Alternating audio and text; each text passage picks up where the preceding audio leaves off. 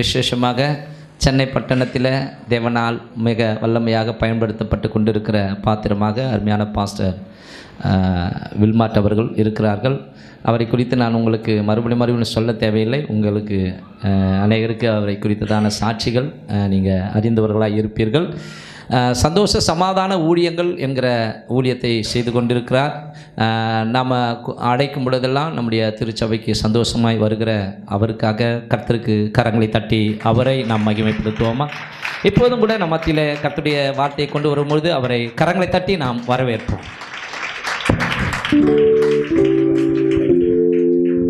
ஹல்லேலூயா, ஹல்லேலூயா, ஹல்லேலூயா, ஹல்லேலூயா, ஹல்லேலூயா.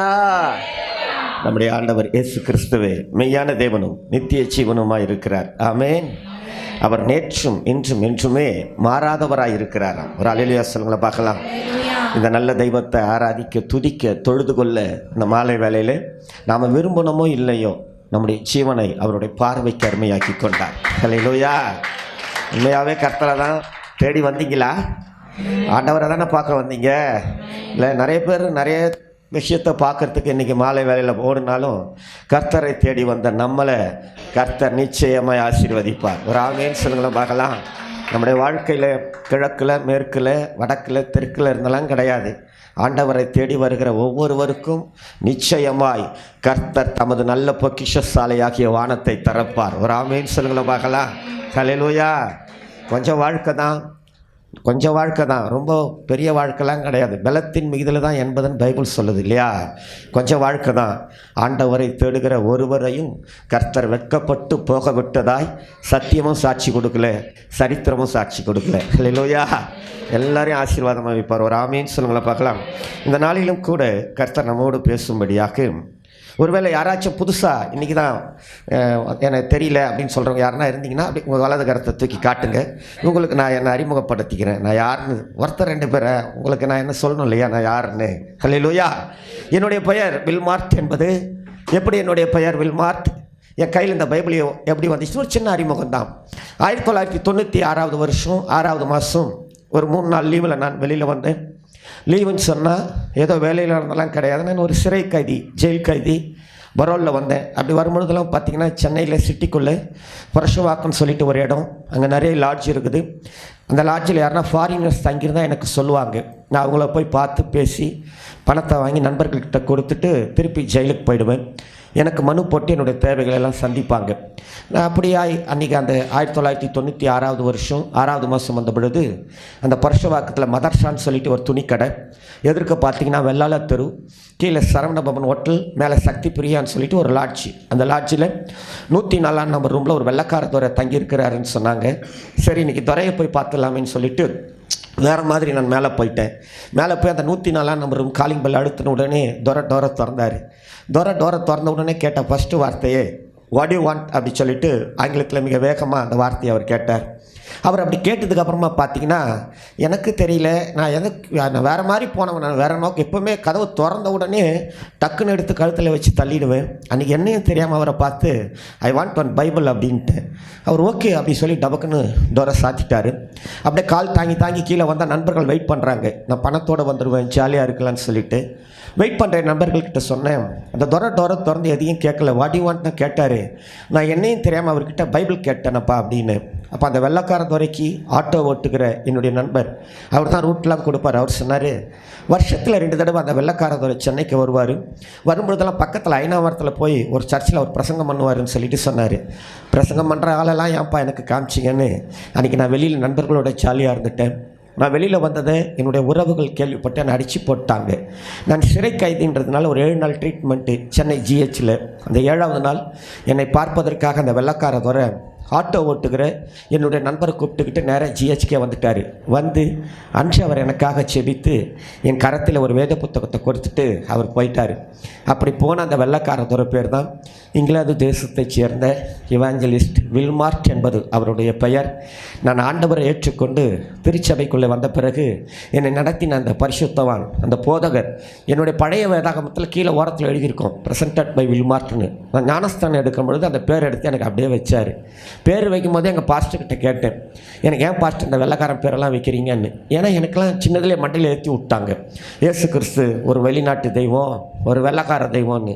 எனக்கு ஏன் பாஸ்டர் இந்த வெள்ளைக்காரன் பேரெல்லாம் வைக்கிறீங்கன்னு என்னை நடத்தின அந்த போதகரை கேட்டபொழுது அவர் சொன்ன நல்ல ஒரு வார்த்தை, நாளானது விளங்க பண்ணும் அப்படின்னாரு. ஹல்லேலூயா. நாளானது விளங்க பண்ணுமா? ஒரு ஆமீன் சொல்லுங்களேன் பார்க்கலாம். ஏ அம்மா, நாம் விரும்புகிறோமோ இல்லையோ திருச்சபைக்குள்ளே வந்து கர்த்தரை தேடுகிற, இயேசுவின் இரத்தத்தினால் என் பாவங்கள் கழுவப்பட்டது என்கிற நம்பிக்கையோடு கர்த்தரை தொழுது கொள்ளுகிற ஒவ்வொருவருடைய வாழ்க்கையிலையும் அந்த நாள் நிச்சயமாக வரும். ஹல்லேலூயா. நான் சிலருக்கு அது விளங்காது, எனக்கெல்லாம் விளங்கலை. எனக்கெல்லாம் ரொம்ப நாளாக அந்த நாள் அதை பற்றிலாம் எனக்கு ஒன்றுமே விளங்கலை. மண்டெல்லாம் களிமண், நமக்கு விளங்கலை. ஆனால் விளங்கலைன்னா கூட சரி, அந்த நாள் வரும். ஹல்லேலூயா. நிச்சயமாக வந்து சந்திக்கும். ஒரு ஆமீன் சொல்லுங்களேன் பார்க்கலாம். இப்படி தான் இந்த வேத புத்தகம் என்னுடைய கரத்தில் வந்தது. இது வந்த பிறகு என்னுடைய தண்டனை நாட்கள் 2 ஆண்டுகள் ஜெயிலே இருந்தது. ஜெயிலில் இருக்கும் பொழுதெல்லாம் பைபிளை வாசிக்கணும்னு நினைப்பேன். விருப்பத்தோடு தாக்கத்தோடெல்லாம் கிடையாது.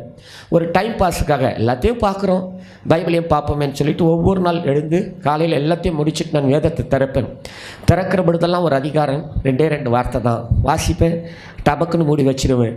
திருப்பி மறுநாள் எழுந்து திறப்பேன், அதே வார்த்தை தான் என் பார்வையில் படும், வாசிப்பேன், மூடி வச்சிருவேன். இப்படி சிறைச்சாலையில் இருந்த அந்த கடைசி 2 ஆண்டுகளும் அந்த 2 வசனத்தை தவிர நான் வேறு எதையும் நான் வாசித்தது கிடையாது, வாசிக்கவும் தோணாது. அப்படி என் பார்வையிலே பட்ட அந்த வார்த்தை வாசிக்க நான் ஒரு அறிமுகத்துக்காக சொல்லுகிறேன். சங்கீதங்களின் புத்தகம் 118ஆம் அதிகாரம் 17 வாசித்து தான் 18 வாசிப்பேன். 18 சொல்லும், கர்த்தர் என்னை வெகுவாய் தண்டித்தும் சாவுக்கு ஒப்பு கொடுக்கவில்லை. இப்போ 17வது வசனம் சொல்லும், நான் சாவாமல் படைத்திருந்து கர்த்தருடைய செய்கைகளை விவரிப்பேன். ஒரு ஆமீன் சொல்லுங்களேன் பார்க்கலாம். ஏசாயா தீர்க்கதரிசியின் புத்தகம் 55ஆம் அதிகாரம் 11வது வார்த்தை சாட்சி கொடுக்கிறது. தேவன் தம்முடைய வார்த்தைகளை அனுப்புகிற பொழுது அது வெறுமையாய் அவரிடத்தில் திரும்பி வருவதில்லையாம், அனுப்பின காரியமாகும்படி வாய்க்கும் என்று வேதம் சொல்லுகிறது. ஹல்லேலூயா. எந்த நோக்கத்துக்காக தேவன் தம்முடைய வார்த்தைகளை அனுப்புகிறாரோ நிச்சயமாய் அது நிறைவேற்றி விட்டு தான் அவர் இடத்துல திரும்புமா. ஒரு ஆமீன் சொல்லுங்களேன் பார்க்கலாம். என் பார்வையிலே பட்ட அந்த நல்ல வார்த்தையின் பிரகாரமாய் என்னை வெகுவாய் தண்டித்தும் சாவுக்கு ஒப்பு கொடுக்காதபடி புடைத்திருக்கும்படி செய்து இந்த நல்ல நாளிலே உங்கள் மத்தியிலே தேவன் என் வாழ்க்கையில் செய்த செய்கைகளை விவரிக்க தேவன் தந்த இந்த நல்ல தருணத்துக்காக என் தேவனை ஒரு விசை ஸ்தோத்தரிக்கிறேன். மீண்டுமாய் உங்கள் மத்தியில் இப்படியாய் அடிக்கடி அழைத்து தேவனுடைய நாமத்தை மகிமைப்படுத்தும்படியாய் என்னை அழைத்தான் ஊழியருக்கு வாழ்த்துக்களை தெரிவித்துக் கொள்ளுகிறேன். இயேசுவை தேடி வந்த உங்கள் ஒவ்வொருவரையும் நிச்சயமாக இயேசு ஆசீர்வதிப்பார். ஒரு ஆமீன் சொல்லுங்களை பார்க்கலாம். அப்படி ஆசீர்வதிப்பார்ன்ற நம்பிக்கை மாத்திரம் இருந்துச்சுன்னா அவங்க வலது கரத்தை உயர்த்தி ஒரு அல்லேலூயா சொல்லுங்க பார்க்கலாம். ஹல்லேலூயா. எனக்கெல்லாம் இப்படி சொன்னாங்கன்னு வச்சுக்கோங்களேன், கோபமாயிடும். அப்படி வரமே பாயா வேறு வேலை இல்லைன்னுட்டு நடக்க முடியாதுங்க, எனக்கு நடக்க முடியாது, வரும் தரித்திரம், அவ்வளோ வேதனை. ஆனால் சர்ச்சுக்குள்ளே வந்து ஞானஸ்தானம் எடுத்ததுக்கப்புறம் சொல்கிறேன், அல்லேலூயா போடுன்னா கோபமாக இருக்கும். இவங்க எப்போ பார்த்தாலும் இதே கத்தினு ஒருத்தரும் ஏறின பாடம் காணும் அப்படின்னு நிறைய நாட்கள் நினச்சிருக்கிறேன். விளங்காது எனக்கு. அப்புறம் விளங்குனதுக்கப்புறம் கரத்தை அப்படி தூக்குனதுக்கப்புறம் கர்த்தர் நம்ம தலையை கொஞ்சம் கொஞ்சமாக தூக்க ஆரம்பிச்சிட்டார். அல்லேலூயா. வெட்கப்படாமல் கரத்தை உயர்த்தி ஒரு அல்லேலூயா சொல்லுங்களேன் பார்க்கலாம். ஹல்லேலூயா. மீகாவின் புத்தகம் 7ஆம் அதிகாரம் நமக்கு நல்லா தெரிஞ்ச ஒரு வசனம் தான். 15வது வசனத்தை எடுத்தீங்கன்னா அப்படி வாசிக்க பார்க்கலாம். எகிப்து தேசத்திலிருந்து புறப்பட்ட நாளில் நடந்தது போலவே உன்னை அதிசயங்களை காண பண்ணுவேன். ஒரு அல்லேலூயா சொல்லுங்களேன் பார்க்கலாம். ஹல்லேலூயா. தேவனை தேடி வந்த இந்த மாலை வேளையில தேவன் எனக்கு ஏதாச்சும் செய்ய மாட்டாரா, என்னோட பேச மாட்டாரா என்கிற இயக்கத்தோடு கூட நீங்கள் திருச்சபைக்குள்ளே காலை வச்சது உண்மைதான் சொன்னால் ஒரு உண்மையான விடுதலை எதிர்பார்த்து உண்மையாகவே தேவனின் சரீரத்திலேயோ என் பொருளாதாரத்திலேயோ என் பிள்ளைகளுடைய வாழ்க்கையில் என் குடும்பத்தில் இல்லை என் கணவருடைய வாழ்க்கையில் ஆண்டவர் எதையாச்சும் செய்யணும்னு சொல்லிட்டு நம்பிக்கையோடு இந்த எல்லைகளுக்குள்ளே இந்த புது வாழ்வு திருச்சபைக்குள்ளே நீங்கள் கால் வைத்தது உண்மை என்று சொன்னால் நம்புங்கள். ஆண்டவர் சொல்லுகிற ஒரு வார்த்தை, உன்னை அதிசயங்களை காண பண்ணுவேன். ஹல்லேலூயா. உன்னை நான் அதிசயங்களை காண பண்ணுவேன். ஒரு ஆமீன் சொல்லுங்களேன் பார்க்கலாம். ஹல்லேலூயா. எதுப்பா அதிசயம்? நடக்காததெல்லாம் நடந்தால் அதுதான் அதிசயம். ஒரு ஆமீன் சொல்லுங்களேன் பார்க்கலாம். முடியாததெல்லாம் முடிஞ்சு அதுக்கு பேர் தான் அதிசயம். ஒரு ஆமீன் சொல்லுங்களேன் பார்க்கலாம். எனக்கு எட்டவே இல்லையா, ஆனால் எட்டிடுச்சுன்னா அதுதான் அதிசயம். ஒரு ஆமென் சொல்லுங்கள பார்க்கலாம். ஹல்லேலூயா. நான் நினைத்து பார்த்து எத்தனையோ காரியங்கள் தோற்று போய் துவண்டு போய் வேணான்னு ஒதுக்குன அந்த ஃபைலு சேங்ஷன் ஆகி அப்படியே வந்துடுச்சுன்னா அதுதான் அதிசயம். ஒரு ஆமென் சொல்லுங்கள பார்க்கலாம். ஹல்லேலூயா. ஆண்டவர் சொல்கிறாரு, உன்னை அதிசயங்களை காணப்படும். எகிப்து தேசத்திலிருந்து புறப்பட்ட நாளில் நடந்தது போலவே உன்னை அதிசயங்களை காண பண்ணுவேன். ஹல்லேலூயா. இது மீகாவின் ஜெபத்துக்கு தேவன் கொடுக்கிற ஒரு அற்புதமான ஒரு பதில். 14வது வசனத்தில் மீகா தீர்க்கதரிசி ஜெபிக்கிறார். என்ன ஜெபிக்கிறார்? வாசிங்க. கர்மேலின் நடுவிலே தனித்து வனவசமாய் இருக்கிற உமது சுதந்திரமான மந்தையாகிய உம்முடைய ஜனத்தை உமது கோலினால் மேய்த்தருளும். பூர்வ நாட்களில் மேய்ந்தது போலவே அவர்கள் பாசானிலும் கீலேயாத்திலும் மேய்வார்களாக.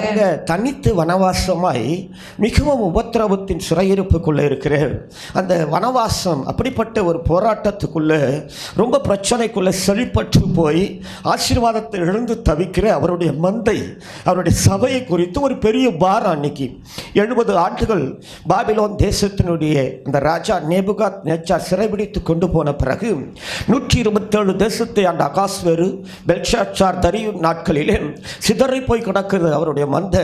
தேசமெங்கும் பரவி போய் அங்கங்கே அடிமைகளாய் பல ரூபத்தில் கஷ்டப்பட்டு ரொம்ப வேதனைகளை வடித்து கொண்டிருக்கிற அந்த காலகட்டத்தில் அந்த மந்தையை குறித்து, அந்த சபையை குறித்து ஒரு தீர்க்கதரிசிக்கு, ஒரு ஊழியக்காரருக்கு ஒரு பெரிய பாரம். அவர் செபிக்கிறார் ஆண்டவரை நோக்கி. அந்த மீகா செபிக்கிறார், பாசானிலும் கீலேயாத்திலும் மேய்த்தது போல பூர்வ நாட்களில் நம்முடைய மந்தையை மேய்ச்சிங்களா ஆண்டவரே, உடைய மந்தைகளை பூர்வ நாட்களில் நல்லா செழிப்பாக வச்சுருந்தீங்களா ஆண்டவரே, அது போலவே நீர் மெய்த்தருளும் சொல்லிட்டு ஒரு செழிப்புக்காக, ஒரு ஆசீர்வாதத்துக்காக தேவனை நோக்கி ஜெபிக்கிற ஒரு ஜெபம் இது. இப்பொழுது தேவனை நோக்கி செழிப்புக்காக ஜெபிக்கிற அந்த தீர்க்கதரிசியை பார்த்து இப்போ ஆண்டவர் ஒரு பதிலை கொடுக்கிறார். என்ன கொடுக்கிறார்னா, நீ எகிப்து தேசத்திலிருந்து புறப்பட்ட நாளில் நடந்தது போலவே உன்னை அதிசயங்களை காண பண்ணுவேன். ஒரு ஆமீன் சொல்லுங்கள பார்க்கலாம். இவருடைய ஜெபம் வேறு, ஆனால் தேவனுடைய பதில் வேறு. ஒரு ஆமீன் சொல்லுங்கள பார்க்கலாம். இவர் ஜெபிக்கிறது ஒரு செழிப்புக்காக ஜெபிக்கிறார், ஆனால் ஆண்டவருடைய பதில் என்ன சொன்னா, உன்னை அதிசயங்களை காண பண்ணுவேன். ஒரு ஆமீன் சொல்லுங்கள பார்க்கலாம். நம்முடைய ஆண்டவர் சில வேலையில் இப்படி மாற்றி கொடுக்குற மாதிரி தான் தோணும். ஒரு ஆமீன் சொல்லுங்கள பார்க்கலாம். எப்படி என்னப்பா, எகிப்து தேசத்திலிருந்து புறப்பட்ட நாளில் நடந்தது போலவே உன்னை அதிசயங்களை காண. இவன் இப்போ இருக்கிற பிரச்சனையை சொல்கிறான், இப்போ படுற கஷ்டத்தை சொல்கிறான், இப்போ வடிக்கிற அந்த கண்ணீரின் நாட்களை சொல்கிறான். இப்போ செழிப்பு இல்லாமல் இருக்குது, வனவாசமாக இருக்குது ஆண்டவரே, அவ்வளோ வேதனைக்குள்ளே இருக்குது. அதை இப்போ நீ மேய்ச்சரணும், இப்போ நீ ஆசீர்வாதத்தை கொடுங்க. இப்போ இருக்கிற நாட்களை, இப்போ இருக்கிற நிலவரத்தை சொன்ன ஆண்டவர் சொல்கிறாரு, இறந்த காலத்தை காட்டுறாரு. அந்த நாட்களில் நீ புறப்பட்ட நாளில் செய்தது போலவே உன்னை எதிர்காலத்தில் அதிசயங்களை காண பண்ணுவேன். ஒரு ஆமீன் சொல்லுங்களா பார்க்கலாம். இப்போ இருக்கிற பிரச்சனை நீ பார்க்குற, நல்லது தான், வேணான்னு சொல்லலை. ஆனால் நான் நீ புறப்பட்ட நாளில் செய்தது போலவே அப்போ என்ன நடந்துச்சோ உன் வாழ்க்கையில் இப்போ நான் அதிசயங்களை காண பண்ணுவேன். ஒரு ஆமீன் சொல்லுங்களா பார்க்கலாம். அதிசயங்களை செய்கிறதுல நம்முடைய ஆண்டவருக்கு நிகர் அவர் ஒருவர் மாத்திரம்தான். ஒரு ஆமீன் சொல்லுங்களா பார்க்கலாம். ஹல்லேலூயா. பிரமிக்க முடியாத அதிசயங்களை செய்கிறவர். ஒரு அல்லேலூயா சொல்லுங்களா பார்க்கலாம். நாம் எதிர்பார்த்துக்கிட்டு இருக்கிற, நடக்க வேண்டும் என்று சொல்லி காத்திருக்கிற ஒரு நிகழ்வு, அது அதிசயமாக நம்ம நினச்சிக்கிட்டு இருப்போம். ஆனால் ஆண்டவர் செய்கிற அதிசயம் வேறு மாதிரி இருக்கும். ஒரு ஆமீன் சொல்லுங்களா பார்க்கலாம். ஹல்லேலூயா. இன்றைக்கி ஒரு ஊழியக்காரருடைய வாழ்க்கையில் ஒரு அதிசயம் என்னென்னா, சமீபத்தில் ரொம்ப பலவீனமாக ஆகிட்டார். அந்த ஊழியக்காரர் ரொம்ப பலவீனமாக ஆகிட்டார். நிறைய ஊழியங்கள் அவருக்கு புக் பண்ணி, நிறைய ஊழியங்கள் அவருக்கு இருக்குது, நிறைய ஊழியங்கள். இப்போ குடும்பத்தார் சொல்கிறாங்க, என்னன்னு பலவீனம் ஆகிப்போச்சு, உங்களுக்கு ஹார்ட் எவ்வளோ ப்ராப்ளத்தில் இருக்குது. பிள்ளைகள் சொல்கிறாங்க, எல்லா ஊழியங்களும் என்ன பண்ணிவிடுங்க, கேன்சல் பண்ணிவிடுங்க. மனைவி சொல்கிற எல்லா ஊழியங்களும் என்ன பண்ணு, கேன்சல் பண்ணிவிடுங்க. இப்போ உறவுகள் சொல்லுது, ஃபோன் பண்ணி என்ன சொல்லுது தெரியுமா, நீங்கள் நல்லா இருந்தால் தானே ஊழியமே செய்ய முடியும், நல்லா இருந்தால் தான் என்ன பண்ண முடியும், ஊழியமே செய்ய முடியும், பரவாயில்ல கேன்சல் பண்ணி உடம்பு பார்த்துக்குங்கன்னு சொல்லிவிட்டு ஹாஸ்பிட்டலில் அப்படி போய் அட்மிட் பண்ணி, அட்மிட் பண்ணி எங்கெங்கே அலைஞ்சி, இந்த ஊழியக்கார உள்ளத்தில் ஒரு மிக பிரமிக்க வைக்க முடியாத ஒரு விசுவாசம், என் தேவனுடைய நாமம் அதிசயமானவர். ஒரு ஆமீன் சொல்லுங்களா பார்க்கலாம். அவருக்கு இருக்கிற பல நாமங்களில் ஒன்று அதிசயமானவர். அன்னைக்கு குப்பையில் கூவத்தில் ஒரு ஓரத்தில் விழுந்து கிடக்கும்போது எந்த உறவுகளோ எந்த பிள்ளைய கூட பார்க்க முடியாத அந்த தருணத்தில் என்னை கரம் பிடிச்சி தூக்கிட்டு வந்து சபையில் வச்சவர் அவர் தானே. ஒரு ஆமேன்னு சொல்லுங்களை பார்க்கலாம். அன்றைக்கி இந்த உலகத்தின் அரசாங்கம் செய்ய முடியாத காரியத்தை பரலோகத்தின் அரசாங்கம் செஞ்சிச்சு இல்லையா? இந்த பரலோகத்தின் தேவனை அறிவிக்கிறத காட்டிலும் வேறு என்ன இருக்குதுன்னு சொல்லிட்டு அந்த ஊழியக்காரோடைய வாழ்க்கையில் ஒரு பெரிய வைராக்கியத்தோடு நான் ஊழியத்தை செய்வேன். ஒரு ஆமீன் சொல்லுங்களும் பார்க்கலாம், ஒரு அல்லேலூயா சொல்லுங்களும் பார்க்கலாம். அந்த வைராக்கியத்துக்கு கர்த்தர் ஏற்ற பதிலை கொடுத்து ஜீவனோடு பாதுகாத்து இன்றைக்கி உங்கள் மத்தியில் என்னை கொண்டு வந்து நிறுத்தி இருக்கிறார். அல்லேலூயா, ஒரு ஆமீன் சொல்லுங்களும் பார்க்கலாம். அதிசயமா இல்லையா? ஹல்லேலூயா. எல்லாரும் சொல்கிறான் போகாதீங்க வானா, எல்லாத்தையும் அவ்வளோ பலவீனம், நெக்ஸ்ட் வரைக்கும் பலவீனம் தான். ஆனால் இன்று நிறுத்தினார் பார், அதிசயம். ஒரு ஆமீன் சொல்லுங்களை பார்க்கலாம். அதிசயங்களை காண பண்ணுகிறதுல அவருக்கு நிகர் அவர் ஒருவர் மாத்திரம்தான். ஆண்டவருடைய பிள்ளைகளுடைய வாழ்க்கையில் பிரமிக்க வைக்கிற அதிசயங்களை செய்கிறவர், பிரமிக்க வைக்கிற அதிசயங்கள். அப்படி என்ன நடந்தது அந்த மோசே கூட சொல்லி கொடுப்பாரு, தன்னுடைய ஜனங்களுக்கு எழுதிட்டு போயிருக்கிறார் பாருங்களேன். உபாகமத்தின் புத்தகம் 16ஆம் அதிகாரம் 3வது வார்த்தையில் அவர் எழுதியிருப்பார். என்ன எழுதியிருப்பாரு வாசிங்க. உபாகமும் 16ஆம் அதிகாரம் 3வது வார்த்தையில், நீ எகிப்து தேசத்திலிருந்து புறப்பட்ட நாளை நீ உயிரோடு இருக்கும் நாளெல்லாம் நினைக்கும். ஒரு ஆமேன் சொல்லுங்களேன் பார்க்கலாம். போதும். நீ என்ன பண்ண, புறப்பட்ட நாளை எப்போ நினைக்கணுமா? உயிரோடு இருக்கிற வரைக்கும் நினச்சிக்கிட்டே இரு. நீ உயிரோடு இருக்கிற வரைக்கும் நீ எகிப்திலேருந்து புறப்பட்ட பத்தியா, அதை மறந்துடாத. ஒரு ஆமீன் சொல்லுங்களை பார்க்கலாம். ஏன்னா நீ புறப்பட்ட நாள் ரொம்ப ரொம்ப விசேஷமானது. ஒரு ஆமீன் சொல்லுங்களை பார்க்கலாம். ஒருவேளை இன்னைக்கு தான் நீங்கள் சர்ச்சில் காலை வச்சிருந்தாலும் சரி, இல்லை கடந்த எத்தனை ஆண்டுகள் இந்த சர்ச்சுக்குள்ளே நீங்கள் காலை வச்சிருந்தாலும் சரி, புறப்பட்ட நாள் ரொம்ப ரொம்ப விசேஷம். ஒரு ஆமீன் சொல்லுங்களை பார்க்கலாம். அப்படி புறப்பட்ட நாளில் என்னையா நடந்துச்சு ஆண்டவர் சொல்கிறாரு, இன்னைக்கு சொல்லி கொடுக்குறாரு. எத்தனையோ ராஜ்யங்களை சுதந்திரித்த அந்த கூட்டம் இன்னைக்கு சின்னாபண்ணமாக செதறி போய் கிடக்கிற அந்த சூழ்நிலையில் ஒரு ஊழியக்காரருடைய ஜெபத்தை கட்டி இன்னைக்கு சொல்கிறாரு, நீ எகிப்து தேசத்திலிருந்து புறப்பட்ட நாளில் நடந்தது போலவே உன்னை அதிசயங்களை காண பண்ணுவேன். அப்படி புறப்பட்ட நாளில் அப்படி என்னதான் அதிசயம் நடந்துச்சு இன்னைக்கு பார்க்க போகிறோம். மிக வேகமாக நான் சொல்லி சுருக்கமாக நான் முடிக்கிறேன் பாருங்களேன். யாத்திராகமத்தின் புத்தகம் 12ஆம் அதிகாரத்தில் 41வது வசனத்தை வாசிங்க பார்க்கலாம். யாத்திராகமத்தின் புத்தகம் 430 வருஷம் முடிந்த அன்றைய தினமே கர்த்தருடைய சேனைகள் எல்லாம் எகிப்து தேசத்திலிருந்து புறப்பட்டது. ஒரு ஆமேன் சொல்லுங்களும் பார்க்கலாம். ஹல்லேலூயா. புறப்பட்ட நாளில் என்ன நடந்துச்சுன்னு திரும்பி பார்த்தா பைபிள் சொல்லுது, ஆண்டவர் சொல்றாரு, நீ எகிப்து தேசத்திலிருந்து புறப்பட்ட நாளில் நடந்தது போலவே உன்னை அதிசயங்களை காண பண்ணுவேன். அப்படி என்ன பண்ணி இருக்கிறாரு புறப்பட்ட நாளில் ஆண்டவர் என்ன பண்ணி இருக்கிறாருன்னு பார்த்தா 430 ஆண்டுகள் அவர்கள் அடிமைகளாகவே கடந்த ஒரு இடம் அது எகிப்து தேசம். 4 தலைமுறைகளாகவே கூனி குறுகி வாழ்ந்து ஒரு இடம் அது. 30 ஆண்டுகள் யோசேப்பினுடைய தலைமைத்துவத்தில் இருந்த நாட்களை தவிர 400 ஆண்டுகள் அவர்கள் வளைந்து கொண்டே இருக்கிறார்கள். வளைந்து தங்களுடைய வாழ்க்கையை தொலைத்து போன இடம் எகிப்து தேசம். மிகுந்த நெருக்கத்தை உபத்திரவத்தை அனுபவித்த இடம் எகிப்து தேசம். சத்ருவினுடைய ஆளுகைக்குட்பட்டு எங்களுக்கு ஒரு விடியல் வராதா, எங்களுக்கு ஒரு விடுதலை கிடைக்காதா என்று ஏக்கத்தோடு தேவனிடத்தில் ஜெபித்துக் கொண்டே இருந்த இடம் எகிப்து தேசம். சத்தியம் சாட்சி கொடுக்கிறது. 51வது வசனத்தை வாசிங்க. அன்றைய தினமே கர்த்தர் இஸ்ரவேல் புத்திரரை அணியாய் எகிப்து தேசத்திலிருந்து புறப்பட பண்ணினார். ஆமென் சொல்லுங்க பார்க்கலாம்.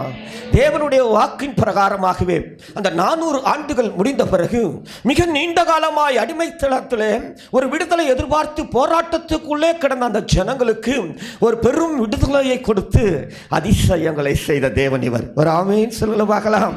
400 ஆண்டு கால போராட்டம், 400 ஆண்டுகள் விடுதலையை எதிர்நோக்கி காத்து கொண்டிருந்த அந்த ஜனங்களுக்கு அந்த போராட்டத்துக்கு ஒரு தீர்வை கொடுத்த அற்புதமான நாள் அது. ஒரு ஆமீன் சொல்லுங்கள பார்க்கலாம். ஹல்லேலூயா. அதை சொல்றாரு இந்த தீர்க்கதரிசியே, நீ இப்போ இருக்கிற இந்த பிரச்சனையை பார்க்குற, நான் யார் தெரியுமா? நான் சாதாரண நீ புறப்பட்ட நாள்லேயே செஞ்சவன்பா. நான் நீ எகிப்து தேசத்திலிருந்து புறப்பட்ட பத்தியா ஆரம்ப நாளை கொஞ்சம் திரும்பி பார்த்துக்க. உன் முன்னோர்களின் நாட்களை கொஞ்சம் நீ பூர்வ காலத்தில் நடந்தது போலன்னு சொல்றியே. முன்னோர்களின் நாட்கள் நான் என்ன செய்யும் தெரியுமா? 400 ஆண்டுகள் அடிமைகளாகவே வாழ்ந்தவர்கள் அவர்கள். அப்பொழுதே அந்த நாட்களில் அந்த பெரும் போராட்டத்துக்கு தீர்வை உண்டாக்கி விடுதலை வல்லமையை கொடுத்த தேவன் நான். ஒரு ஆமென் சொல்லுங்கள பார்க்கலாம். உன்னை அதிசயங்களை காண பண்ணுவேன். ஒரு ஆமென் சொல்லுங்கள பார்க்கலாம். உன்னை அதிசயங்களை காண பண்ணுவேன். ஒரு அல்லேலூயா சொல்லுங்கள பார்க்கலாம். அல்லேலூயா. ஒருவேளை இந்த வருஷத்தை ஆரம்பிச்சிருக்கு, இந்த 17 நாள், 2வது மாசத்தின் 17 நாள் ஒரு பெரிய நாட்கள், எந்தெந்த போராட்டம், எந்தெந்த பிரச்சனையில நீங்க சிறைப்பட்டு பலவீனத்தோடு இன்னைக்கு இந்த அற்புதமான மாலை வேளையில தேவனை தேடி வந்தீங்க, எனக்கு தெரியல. ஒருவேளை கிறிஸ்தவ ஜீவியத்தினுடைய ஆரம்பத்திலிருந்து இந்த நாள் வரைக்கும் எந்தெந்த போராட்டங்களுக்குள்ள நீங்க சிக்கி இன்னும் கூட அந்த சத்துருவின் ஆளுகளிலிருந்து விடுபட முடியாதபடிக்கு தவிச்சுக்கிட்டு இருக்கிறீங்களே, எனக்கு தெரியல.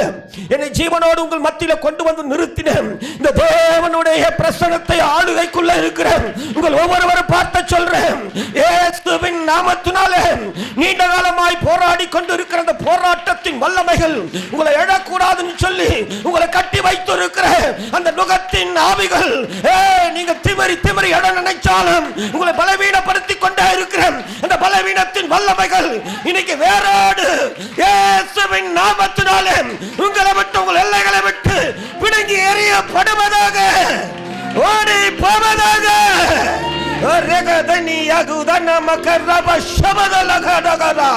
நீண்ட கால போராட்டத்துக்கு இன்னைக்கு ஒரு தீர்வு உண்டாவதாக.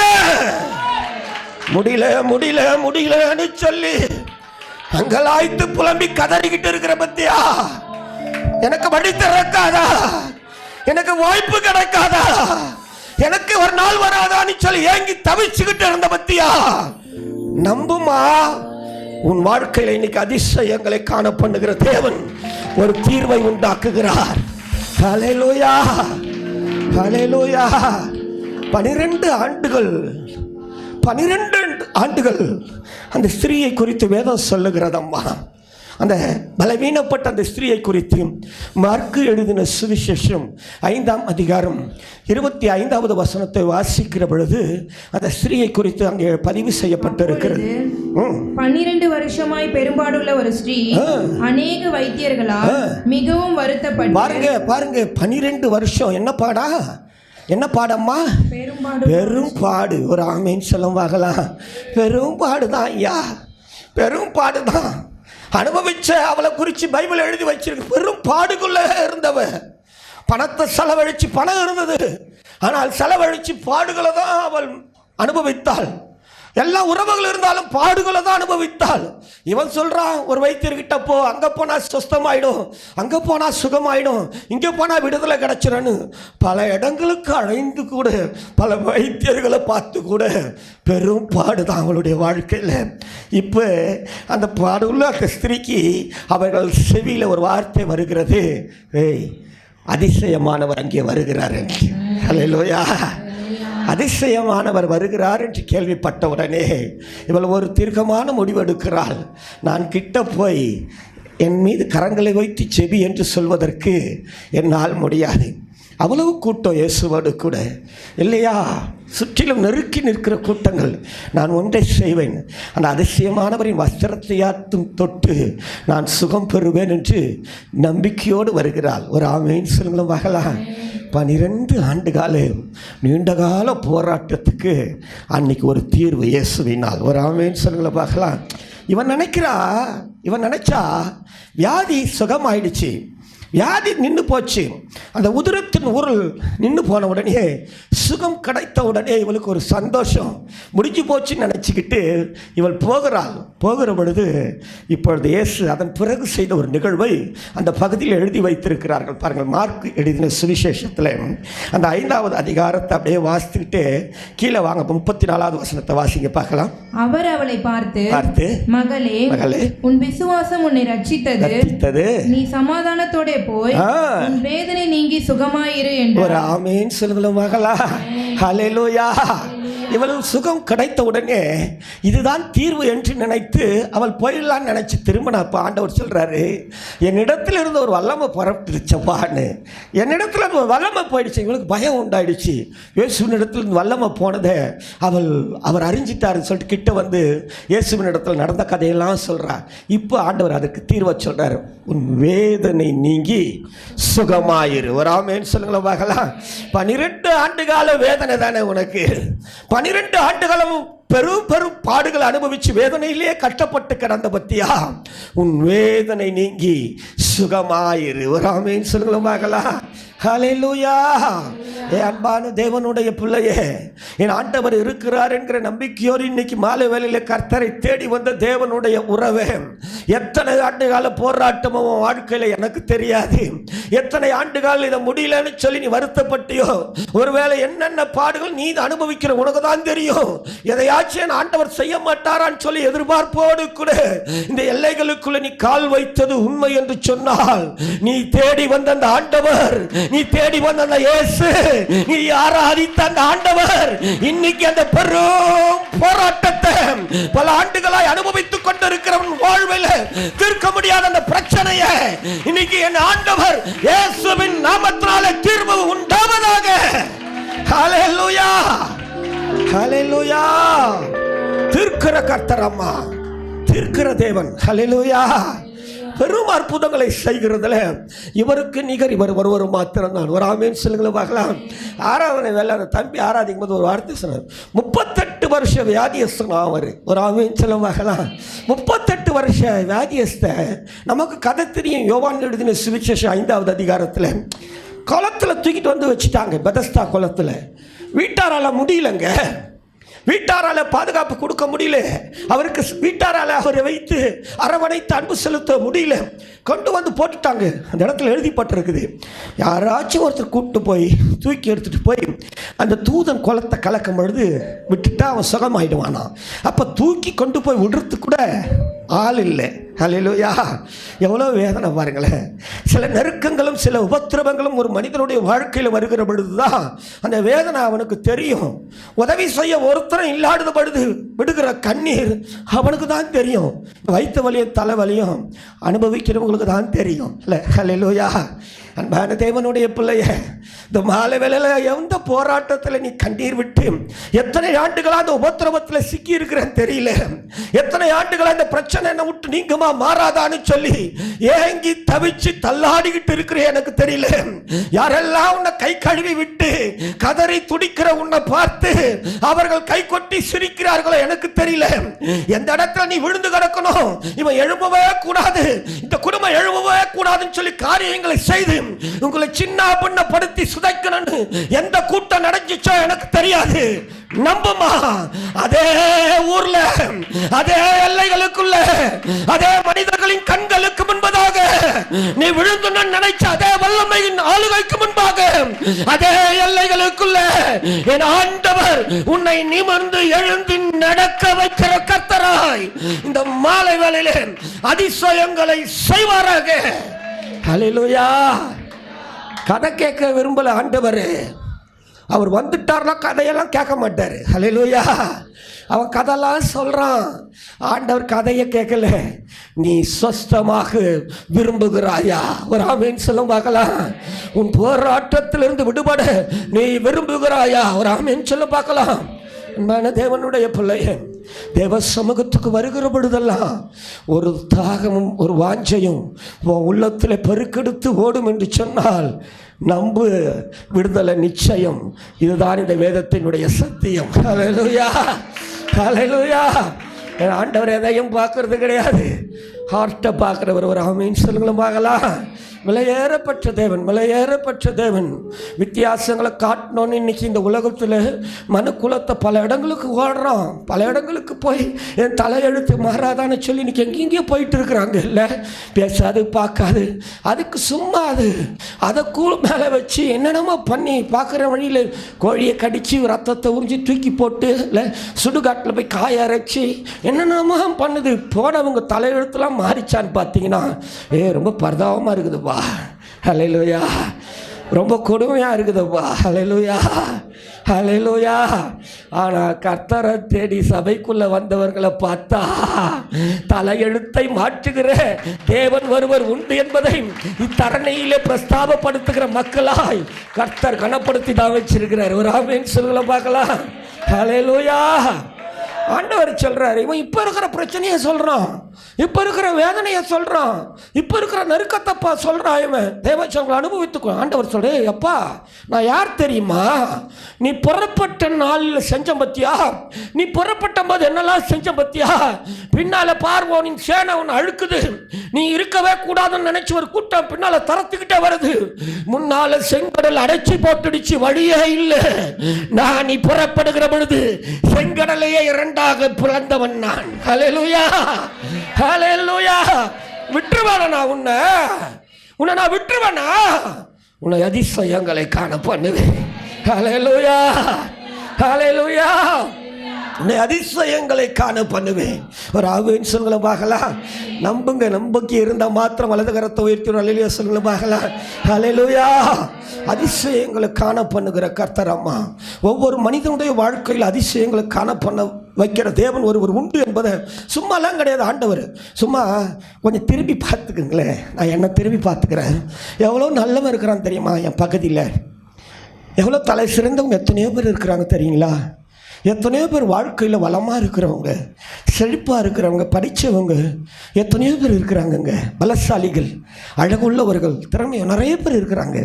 அத்தனை பேரை விட்டுட்டு அடுத்த வேலை சொத்துக்கு வழி இல்லாமல் கிழிஞ்சி போய் யாருமே நேசிக்க ஒருத்தர் இல்லாமல் எல்லாரும் செத்து போகணும்னு நினச்ச ஒருத்தனை கர்த்தர் கொண்டு வந்து உள்ளே வைக்கிறாரு. ஹல்லேலூயா. சும்மா கிடையாது. ஒரு ஆமென் சொல்லுங்களமாகலாம். ஆண்டவர் எங்கன்னு தேடுது பற்றி அந்த உலகம் இருக்கிறார் நிரூபிக்கிறதுக்காகவே உங்களை என்னை கர்த்தர் உள்ள கொண்டு வந்து நிறுத்தியிருக்கிறார். ஒரு அல்லேலூயா சொல்லுங்களமாகலாம். ஆண்டவர் சொல்கிறாரு, நீ எகிப்து தேசத்தில் இந்த புறப்பட்ட நாளில் நடந்தது போலவே உன்னை அதிசயங்களை காண பண்ண. அப்படி என்னதான் நடந்துச்சு? நீண்ட கால போராட்டத்துக்கு ஒரு தீர்வு அன்னைக்கு. ஒரு ஆமென் சொல்லுங்களமாகலாம். நீண்ட கால பிரச்சனைக்கு போராட்டத்துக்கு இந்த 2026 ஆண்டின் 2வது மாதத்தின் அமாவாசை நாளில் ஒரு தீர்வு நமக்கு. ஒரு ஆமென் சொல்லுங்களமாகலாம். ஒரு அல்லேலூயா சொல்லுங்களமாகலாம். ஹல்லேலூயா. வேற என்னையா நடந்துச்சு அன்னைக்கு? புறப்பட்ட நாள் நிறைய நடந்திருக்குது.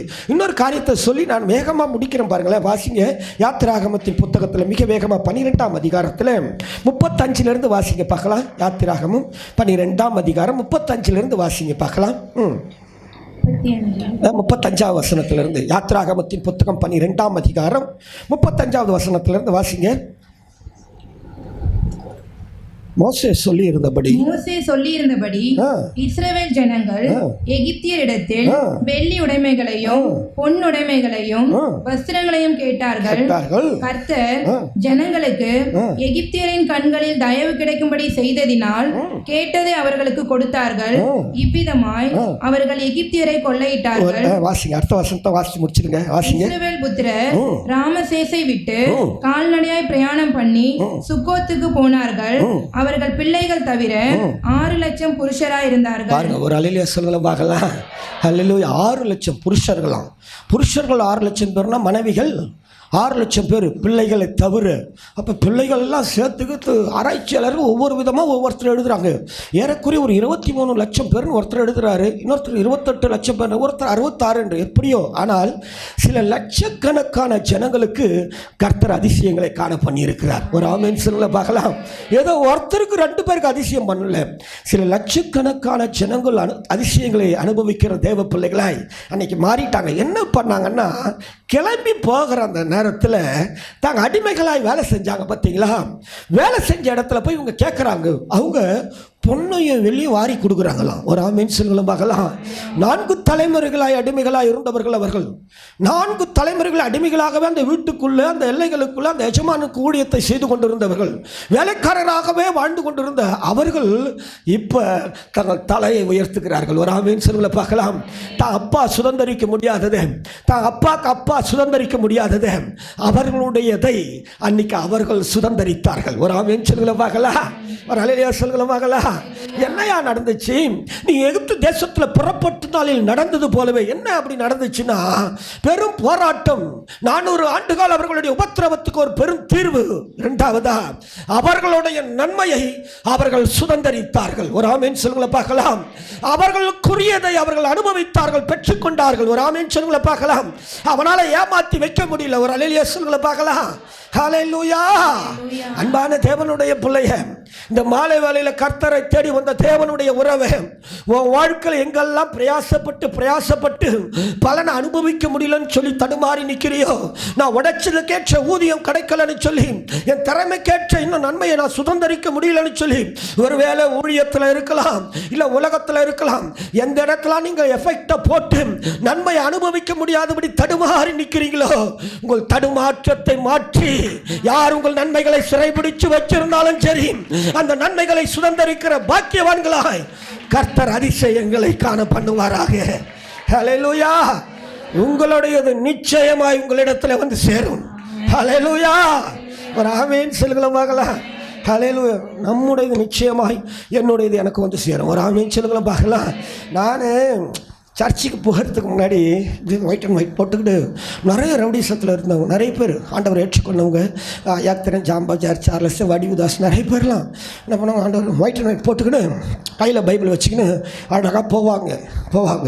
நான் அவங்கள கூப்பிட்டு கிண்டல் பண்ணுவேன், டேய் எவ்வளோடா கொடுத்தாங்க நல்ல காரணங்க, ஒன்று நேற்று வரைக்கும் இங்கே கட்டிக்கின்னு நேற்று வரைக்கும் நம்ம கூட அப்படி சுற்றிட்டு ஜாலியாக இன்றைக்கி பார்த்தா என்ன பண்ணுறானுங்க அப்படியே பர்ஃபெக்டாக ஒயிட் அண்ட் ஒயிட்டில் போகிறோம். எவ்வளோடா நான் அப்படி தான் நினைப்பேன். எனக்கு இவங்களுக்கு என்னமோ வெள்ளைக்கார தோரத்துலேருந்து இவங்க கையில் கொடுக்குற மாதிரி, சர்ச்சுக்குள்ளே வர்றவங்களுக்குலாம் இவங்க கொடுக்குற மாதிரி அப்படி என் நினைப்பு. போகிறவங்களாம் ஒயிட் அண்ட் ஒயிட் போட்டுக்கிறாங்கங்க. உள்ளே வரவங்களாம் எங்கள் இடத்துல பார்த்தீங்கன்னா ஒயிட் அண்ட் ஒயிட்டில் சுற்றுவான். என்னடா நேற்று வரைக்கும் குடிகார பசங்களாம் அது விடுங்களாம். எனக்கு ரொம்ப இதுவாகிடும். அப்போ சொல்லுவானுங்க அவனுங்க, ஒரு நாள் நீ உள்ளே வருவா பார்த்தியா அப்போ தெரியும். ஹல்லேலூயா. இப்போ உள்ளே வந்த பிறகு வந்த சூழ்நிலை, என் மனைவி வந்திருக்கிறாங்க இன்றைக்கி. அடுத்த வேலை சாப்பாட்டுக்கு வழி இல்லாமல் கிழிஞ்சு போன ஒரு வேஷ்டை கட்டிக்கின்னு அவ்வளவு நாற்றம் எடுத்து ரொம்ப கொடூரமான நிலவரத்தில் ரொம்ப பரதாமல் உள்ளே வந்துட்டேன். வேலைக்கெல்லாம் வெளியே போக முடியாது என் நிலவரம். அப்படி என் மனைவி தான் ஏன்னா வீட்டு வேலை கிடைக்குமான்னு தேடுவாங்க. சர்ச்சில் எதனா வேலை செஞ்சுட்டு பாஸ்டரமாக கொடுக்குற சாப்பாடை கொண்டு வந்து கொடுப்பாங்க. ஒரு நாளைக்கு ஒரு வேலை கிடைச்சா அது மிக பெரிய ஒரு ஆசீர்வாதம் எங்களுக்கு. இப்படி தான் ஓடிக்கிச்சு. இப்படியே இருந்த நாட்களே பாஸ்டர் ஒரு 3 மாதம் 4 மாதத்துக்கு அப்புறம் என்னை பார்த்துட்டார். ஞானஸ்தானம் எடுத்து நான் ஆவிக்குள்ள அபிஷேகம்லாம் பெற்றதுக்கப்புறம் பாஸ்டர்னுடைய பார்வையில் அப்போ தான் நான் பட்ட உடனே என்னை கூப்பிட்டேன்னா டெய்லி வந்துடுறீங்க, அப்போ வந்து முன்னால் உட்காந்துக்கிறீங்க, சிஸ்டர் மீட்டிங் ஆனாலும் வந்து உட்காந்துக்கிறீங்க, சகோதரி ஜபத்துக்கு சர்ச்சில் யாரும் எல்லாமே வந்து உட்காந்துக்கிறீங்க, நீங்கள் என்ன வேலை செய்கிறீங்கன்னாரு. என் வீட்டுக்கு கூட வந்தது கிடையாது பாஸ்டர். என்ன வேலை செய்கிறீங்கன்னாரு.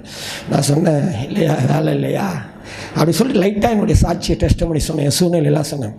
அப்படிலாம் இருக்கக்கூடாது, எதனா வேலை செய்யணும் நீங்கள் அப்படின்னாரு. சரிங்க ஐயா செய்கிறேன்.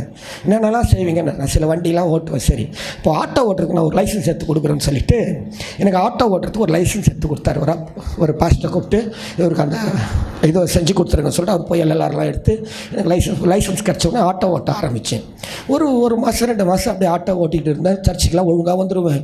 200 300 தான் ஓட்டுவேன், 250 ஓட்டுவேன், 100 கலெக்ஷனு, 100 வீட்டுக்கு, 50 அந்த தசமபாகம் காணிக்க டெய்லி எடுத்து வந்து சர்ச்சில் போட்டுருவேன். இவ்வளோ தான் நான் வண்டிக்கு போய் மீதிலாம் சர்ச்சுக்குள்ளே உண்டு கிடப்பேன். வீட்டில் இருப்போம். அன்றைக்கி என்ன பண்ணேன், சாயந்தரம் மதியானம் ஒரு 3:30 4 மணி இருக்கும். பட்டாளத்தில் ஒரு அம்மா ஒரு வயசானவங்க சவாரி ஏறி ட்ரிப்ளிகேட்டில் கோஆப்ரேட்டிவ் பேங்க் ஆண்ட இறங்குப்பான்னு சொல்லிட்டாங்க.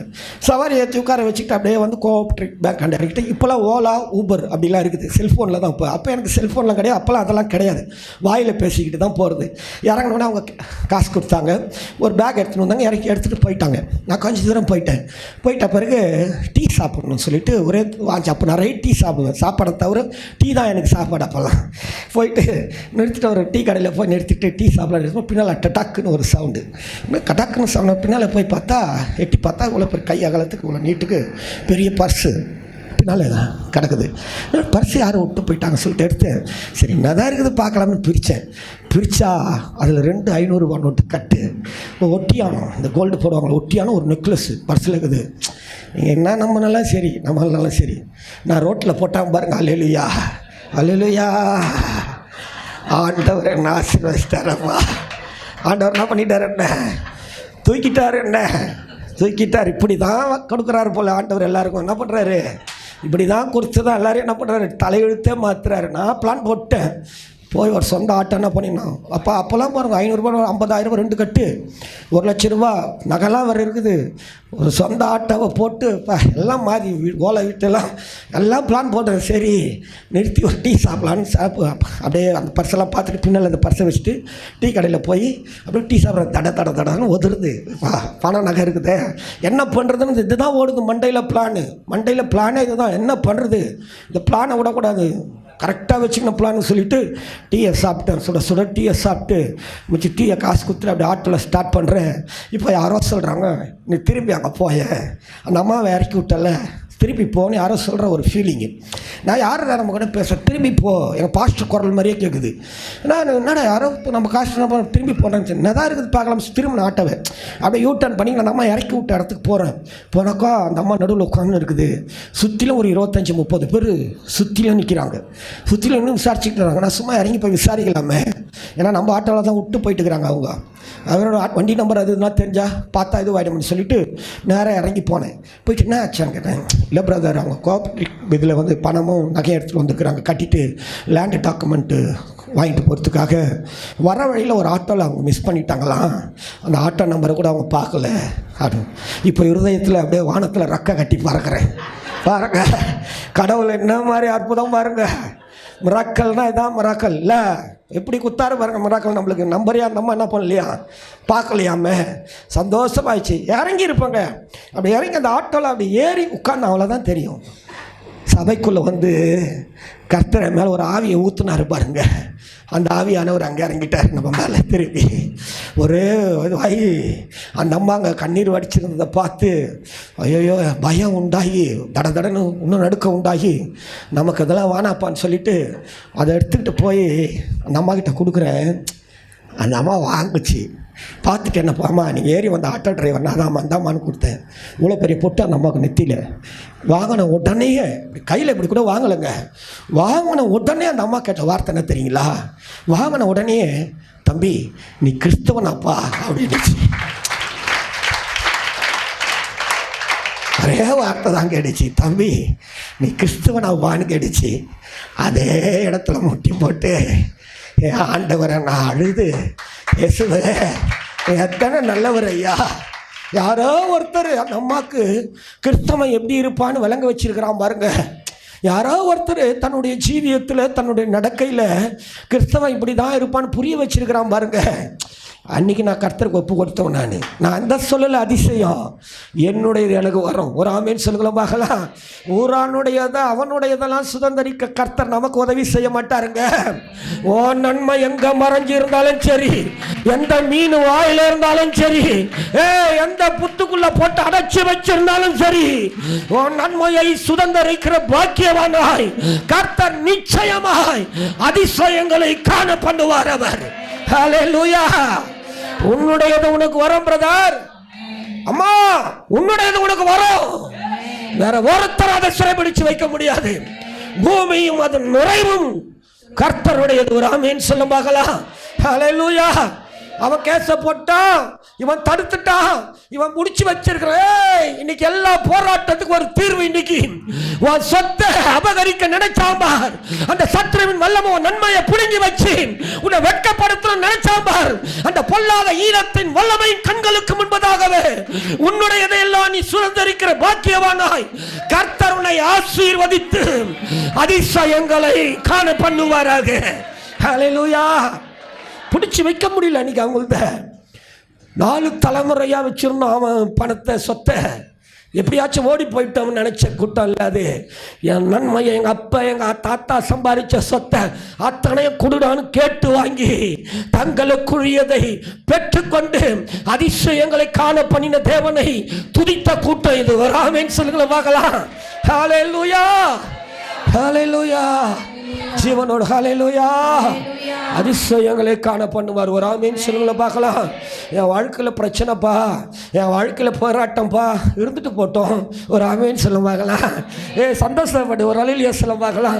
எந்த அளவிற்கு போராட்டத்தை நீ அனுபவிக்கிறியோ, எந்த அளவுக்கு பிரச்சனைகளை கடந்து வரியோ, எந்த அளவுக்கு உன்னை ஏளனப்படுத்துகிற மக்கள், காயப்படுத்துகிற மக்கள் பெருகி கொண்டே இருக்கிறார்களோ, நம்பு, அந்த கூட்டத்தின் கண்களுக்கு முன்பாக தான் உன் தலையை உயர்த்தி கர்த்தர் அதிசயங்களை காண பண்ண வைப்பார். ஹல்லேலூயா. சும்மா ஒருத்தன் முன்னால கூட்டிக்கிட்டு போய் உன்னை அதிசயங்களை காண பண்ண வைக்கிறதுக்கு என்ன இருக்குது அவருக்கு? அன்னைக்கு ராஜா பார்க்கறான். ஒரு ஆமீன் சொல்ல பார்க்கலாம். ராஜாவே நினைச்சாலும் சரி, இவனுக்கு உண்டானதை கொடுக்க எந்த கரங்களும் சுருங்கல. இவர்கள் கஷ்டத்தின் பலனை அவர்கள் சுதந்திரித்து கொண்டுதான் வெளியே வந்தார்கள். ஒரு ஆமீன் சொல்லுங்கள பார்க்கலாம். இப்போ இருக்கிற பிரச்சனை நீ பார்க்குற, இப்போ இருக்கிற பிரச்சனையை நினச்சி நீ அழுவுற, இப்போ இருக்கிற போராட்டத்தை நினச்சி நீ அழுவுற, இப்போ இருக்கிற உன் சிறையிருப்பை நினச்சி நீ அழுவுற, வனவாசத்தில் தவிக்கிற, வறுமையில் இருக்கிற, அன்றைக்கு கூட ஜனங்களை கீழையாத்திலும் இதுலேயும் மேய வச்சிங்களே, செழிப்பை வச்சு இப்போ இருக்கிற நினச்சி நீ புலம்பிக்கிட்டு இருக்காத. உன் புலம்பலை எல்லாம் ஆனந்த களிப்பாய் மாற்றுகிற ஆண்டவர் நான். 400 ஆண்டுகள் முற்பார்த்த தலைமைத்துவத்தில் அப்பாக்கு அப்பாலாம் சிறைபிடிக்கப்பட்டு தலை குனிஞ்சு நின்னாம்பார். அப்பவே அதிசயங்களை காண பண்ணினவன் நான். ஹல்லேலூயா, ஹல்லேலூயா. தேவனை அறிந்து கொள்வது ரொம்ப ரொம்ப நல்லது. ஒரு ஆமீன் சொல்லுங்களும் பார்க்கலாம். ஆண்டவரை அறிந்து கொள்வது ரொம்ப ரொம்ப இன்பம். ஒரு ஆமீன் சொல்லுங்களும் பார்க்கலாம். நான்லாம் சர்ச்சுக்குள்ளே வந்த பிறகு எங்கள் பாஸ்டர் ஆட்டோ லைசன்ஸ் எடுத்து கொடுத்ததுக்கு பதிலாக ஒரு ஆட்டோவை போட்டு கொடுத்துருந்தாருன்னு வச்சுக்கோங்க. அன்றைக்கி எங்கள் பாஸ்டருக்கு சோத்திரம் பாஸ்டர், ஆண்டவருக்கு ஒரு அல்லேலூயா சொல்லிட்டுலாம் பண்ணியிருப்பேன். குடும்பத்தோட மீறி வெளியே போய் அந்த ஆட்டோவை நான் விற்று குடிகாரப்பா அவியா மாதிரி இல்லை, அவருக்கு தெரியும். ஒரு அல்லேலூயா சொல்லுங்களும் பார்க்கலாம். எப்போ அவன் வாழ்க்கையில் கொடுக்கணும்னு ஒரு அல்லேலூயா சொல்ல பார்க்கலாம். எப்போ அவங்கள உயர்த்தணும்னு அவருக்கு தெரியும். ஒரு ஆமீன் சொல்லுங்களேன். நம்புங்க, இந்த 26வது வருஷம் இந்த 2வது மாசத்தினுடைய 17ஆம் தேதி இரவு எனக்கு ஒரு நல்ல தீர்வை உண்டாக்குகிற இரவு. என் பெரும் பிரச்சனைகளுக்கு, போராட்டத்துக்கு ஒரு தீர்வு, என்னுடையதை நான் சுதந்திரிக்கும்படியாய் கர்த்தர் அனுமதித்த இரவு, நாளைய விடியல், அது நிச்சயமா எனக்குண்டான ஒரு விடியல் தான். ஹல்லேலூயா. அதிசயங்களை காண பண்ணுகிற கர்த்தர் அவர். ஒரு ஆமீன் சொல்லுங்களும் பார்க்கலாம். ஒரு அல்லேலூயா சொல்லுங்களும் பார்க்கலாம். ஹல்லேலூயா. நான் அடிக்கடி நினச்சிக்குவேன், போகிற இடத்துலாம் சொல்லுவாங்க, ஆரம்ப நாட்களே மனைவி உட்காந்துருப்பேன், பிள்ளைகள்லாம் உட்காந்துட்டு இருக்கோம், ரொம்ப இடத்துல சொல்லறதுக்கு கூச்சமாக இருக்கும், ரொம்ப கூச்சமாக இருக்கும். நான்லாம் போய் ஒரு கிட்னியை விற்று அவ்வளோ கஷ்டப்பட்டு எப்படி இருக்கும் கொஞ்சம் யோசித்து பாருங்களேன். ஃபுல் பேரில் ஆரம்ப நாட்களில் கிட்னியை விற்று அவ்வளோ கஷ்டம் பிரதர். என் குழந்தைங்களெல்லாம் வளர்க்க முடியாமல் இன்னொருத்தர்கிட்ட கொடுத்து ரொம்ப வேதனையாக இருக்கும். சொல்கிறது கூச்சப்படுவேன், ரொம்ப கூச்சமாக இருக்கும். இந்த வசனம் தெரிஞ்சிச்சு நமக்கு. நீ புறப்பட்ட நாள் நினை. ஒரு ஆமீன் சொல்ல வாகலாம். இன்றைக்கி ரொம்ப பேர் நினைக்கிறது கிடையாது. ஒரு ஆமீன் சொல்ல வாகலாம். புறப்பட்ட நாளை மறந்துடாத. ஒரு ஆமீன் சொல்ல பார்க்கலாம். இந்த ஆண்டவர் நீ புறப்படும் பொழுதே உன்னை அற்புதங்களை அதிசயங்களை செஞ்ச ஆண்டவர். ஒரு ஆமீன் சொல்லுங்கள பார்க்கலாம். சும்மாலாம் ஒருத்தர் உங்ககிட்ட வந்திருக்க முடியுமா? எத்தனை பேருக்கு ஆட்டம் காட்டினீங்க நீங்கள்? எத்தனை பேருக்கு நீ ஆட்டம் காட்டின? அரசாங்கம் சட்டம் போட்டுச்சு, அரசாங்கத்துக்கு பணிஞ்சியா? உங்கள் அப்பா அம்மா கீழ்ப்படி படி சொன்ன படிச்சியா நீ? எத்தனை அரசியல் தலைவர்களே வாப்பா என்கிட்ட வந்தியா? நீ எவ்வளோ பெரிய ஆள் நீ? சும்மாவே எவ்வளோலாம் ஆட்டம் ஆடின நீ. அத்தனை ஆட்டத்தின் நடுவில் ஆட விட்டு வேடிக்கை பார்த்து ஏற்ற நேரம் வரும்பொழுது நான் உன்னை தட்டி தூக்குனேனே. ஹல்லேலூயா. இப்போ விட்டுருவேன் நான் உன்னை. நான் அம்மா கவலையே படாத, உன் போராட்டத்துக்கு ஒரு தீர்வை உண்டாக்குகிற இரவு இது. ஹல்லேலூயா. உன் பிரயாசத்தின் பலனை நீ அனுபவிக்கிற நாள் இன்னைக்கு. ஒரு ஆமென் சொல்லுங்க பார்க்கலாம். ஹல்லேலூயா. ஜீவனோடு ஹல்லேலூயா. அவர் வேதனைகளை மாற்றி அற்புதங்களை அதிசயங்களை செய்கிறவர். சும்மா வல்லமை உள்ளவர். ஆமென். ஆலோசனை கர்த்தா. ஆமென். நித்திய பிதா. ஆமென். அவருடைய நாமம் அதிசயமானவர். ஹல்லேலூயா. ஹல்லேலூயா. அதிசயங்களை செய்வார். அம்மா நம்பு. உன் வாழ்க்கையிலே, சரீரத்தில், உன் பொருளாதாரத்தில், உன் பிள்ளைகளுடைய வாழ்க்கையில் எங்கெங்கெல்லாம் அற்புதங்கள் நடக்கணும், எங்கெல்லாம் அதிசயம் நடக்கணும்னு சொல்லி எதிர்பார்த்து எத்தனை இடத்துல காத்திருந்து பூத்து போய் உன் கண்கள் இருதயம் சோர்வடைஞ்சு எதை போய் பார்க்கலாமேன்னு இன்னைக்கு இந்த எல்லைகளுக்குள்ள நீ வந்தது உண்மைன்னு சொன்னா, எதை சபை கூடி வருவதில் விட்டு விடாதபடிக்கு கர்த்தரை தேட போறையோ நான் நம்பிக்கையோடு இந்த எல்லைகளுக்குள்ள நீ வந்தது உண்மைன்னு சொன்னா, உனக்கு தான் இந்த வார்த்தை. உன்னை அதிசயங்களை கர்த்தர் காண பண்ணுவாராக. உன்னை அதிசயங்களை காண பண்ணுகிற தேவனாய் என் கடவுள் உன்னை ஆசீர்வதிப்பாராக. ஹல்லேலூயா. நீ புலம்பொழு கதை இதெல்லாம் கர்த்தருக்கு ரெண்டாவது தான். ஒரு ஆமேன்னு சொல்லுவாங்களாம். உனக்கு விருப்பம் இருந்துச்சு பத்தியா, அதற்காகவே கர்த்தர் உன்னை அதிசயங்களை காண பண்ணுகிறார். ஒரு ஆமேன்னு சொல்லுங்களேன் பார்க்கலாம். ஹல்லேலூயா. நிறைய நம்முடைய வாழ்க்கையில் நிறைய அதிசயங்கள் அனுபவிக்கணும். நான் ஜெயிலில் இருந்த பொழுதுலாம் என் மனைவி வந்து சொல்லிக்கிட்டே இருப்பா. என்ன தெரியுமா சொல்லுவா? அப்பா நீ எப்போ வெளியே வருவ? அவள் இருக்கும்பொழுது சொன்னால் தானே அவளுக்கும் விளங்கும்.